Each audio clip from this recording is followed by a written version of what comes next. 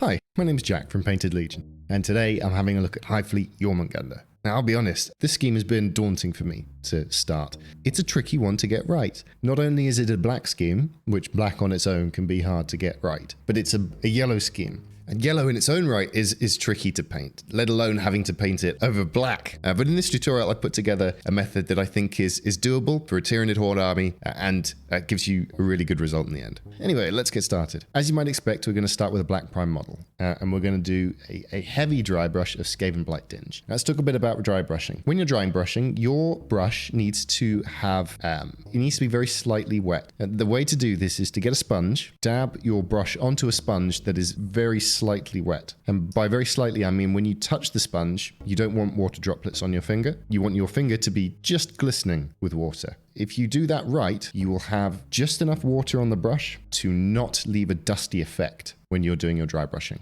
And that's something I can illustrate a bit later, because actually I go a little too dry on one side of the model with my dry brushing and a little too wet with my dry brushing on the other side. So I'll be able to put that side by side a bit later. So we've got a decent dry brush of Skaven Blight Dinge. We're going with Storm Vermin Fair, and we're doing the same thing, just a little bit lighter this time, focusing on the raised edges and the bits that would hit the light most. And then finally we'll do Administration Grey, and this is going to be a very, very, very light dry brush. And that's what it should look like when you're done. So now we're going to do, this is the tough bit. We're going to grab our Avalanche Sunset, and we are going to start painting this onto the carapace. Do not do this too thick. You are going to need to do 2 or 3, perhaps even 4 coats of this to get a solid color. And that depends how much you water it down. If you can get the consistency of paint correct, and you'll know it when you use it, because if it's too watery, you will not get the coverage that I'm getting here. Try and match the kind of coverage I'm getting whilst I'm painting on here. If it's too watery, it'll flow all over the place and you won't be getting a solid color. If it's not watered down enough, you'll notice that it's not going on smoothly. So just get it to a consistency that goes on smoothly, that you can work with, and just work that over all the carapace. And there I am going in with a second.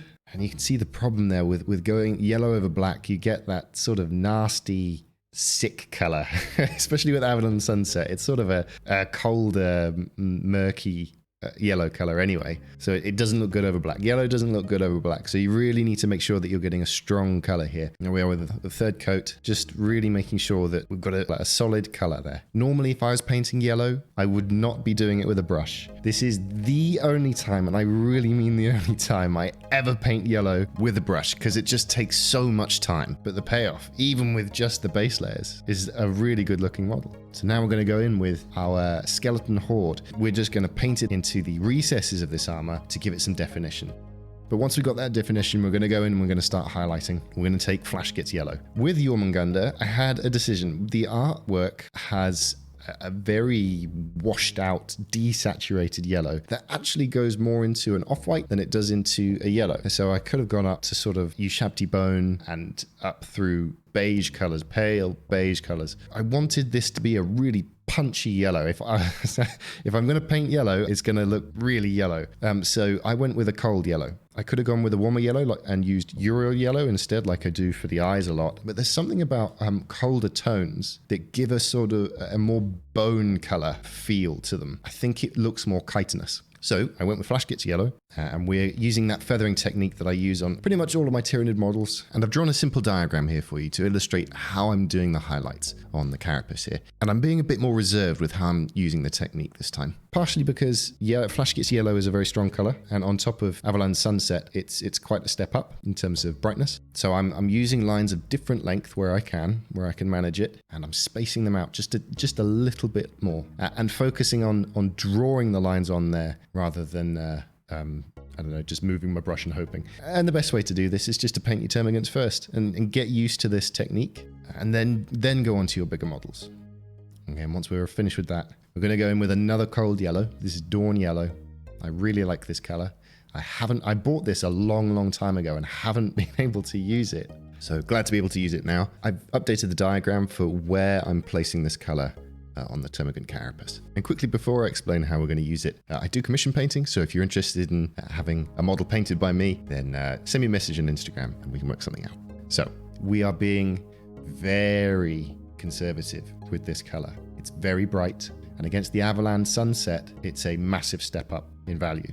And if you remember where I said when we're doing that initial highlight with Flash Gets Yellow, we're doing lines of different length. I'm putting this on the lines that are the longest lines. So I'm putting this at the base of the longest line. So the lines that I've drawn will have it'll be a long line of Flash Gets Yellow, and then sort of halfway down, maybe a third way down, it's going to be a line of Dawn Yellow. It's kind of the way you do chipping or weathering, an effect of a divot where the light is catching. This is worn armor. It's organically grown, so it's not perfectly flat. And this Termagant's been through some stuff. It's been bashing against rocks and it's been accidentally smacked by a carnifex as is walking by. That kind of thing. It's seen some stuff, this Termagant. Okay, so with that yellow done, we're gonna speed paint some of this detail now. We're gonna make it look as good as possible with as little effort as possible. So we're gonna grab up Rock Grey. I love this paint, I love the way it behaves, and we are going to paint in the eyes on the Termagant and the gun.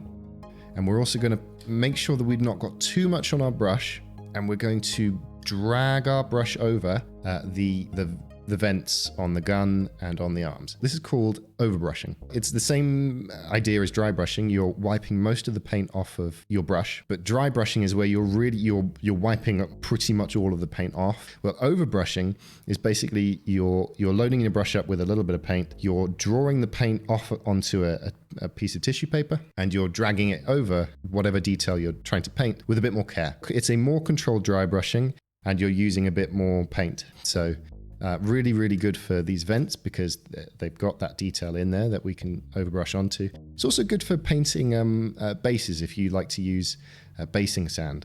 It's a good way to quickly get color and highlight basing sand. And we're also going to put it onto the vents, sorry, not the vents, the pipes on the back of the gun. And you see I'm leaving a bit of black showing on the recessed details of that pipe.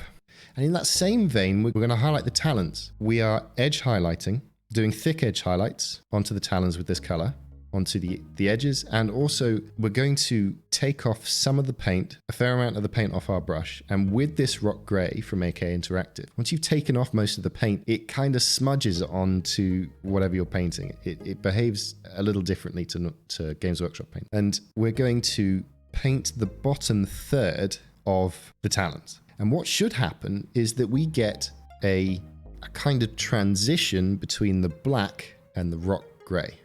Practice with this a bit. You won't get it right every time. I didn't get it very right on this. It doesn't matter too much because what we're going to do next with it is going to cover up most of it. But the better you get at this technique, the more fun you can have with it. And we're going to do the same thing. We're going to highlight the hooves as well. And I'm doing that in a similar way that I do the armor. I'm getting striations on there. And you can see that smudging effect I'm talking about as I'm brushing up the hoof. The paint, yeah, like I said, it smudges on there. And you get this really cool transition between the black and that Rock Grey. I'm going to pick up my favorite paint, Flesh Tearers Red. I'm going to put it all over all of those details. And this is where we're saving a bit of time from that yellow armor. You could, in hindsight, I might have done the vents and the piping on the gun with Volupus Pink, just to give a bit more color variation, because at the moment we've only got black, red, and yellow. You can see once we put that Flesh Tearers Red onto where we've highlighted the black with the Rock Grey, the two colors get a lot closer together, get a lot more similar. There's a lot less contrast between the colors, and you get a really, really cool effect of a deep dark red going into a much stronger tone of Flesh Tearers Red. And because the Rock Grey has a little bit of yellow in it to get that rock color, I guess, a browny yellow color, it makes the color of the Flesh Tearers Red pop just a little bit more. Makes it a little bit more vibrant. If you're careful with your application of the Flesh Tearers Red, you won't need to do any more highlighting because we've got that contrast between the Rock Grey and the black. When we put that Flesh Tearers Red over it, it looks like it's highlighted already, so we don't need to do any more with that red. That'll do for a tabletop model. And then to finish off this model, we're going to make the eyes stand out just a little bit more. We're going to take Troll Slayer Orange and just paint in the center of that eye. And then put a dot at the center of the eye on the gun. And then we're going to put a dot on the eye on the Termagant as well. And last but not least, the teeth. I'm going to go in with All Reliable. This is pretty much how I paint all the teeth. We're going to do Xandri Dust, putting a line onto each of those teeth, making sure that there's a gap between the two. In hindsight, I might have painted this fully in the teeth area fully in black, because there's grey in some places in between that. And it doesn't give us good definition to the teeth. And then we'll highlight it with Screaming Skull. And there is the finished model. If you want to have a look at more Tyranid painting tutorials, there's a link to the playlist on the right there. I do commission painting, like I said earlier, so if you're interested in me painting a model for you, drop me a message on Instagram and we can work something out. And yeah, thanks for watching. I'll see you in the next one. Bye-bye.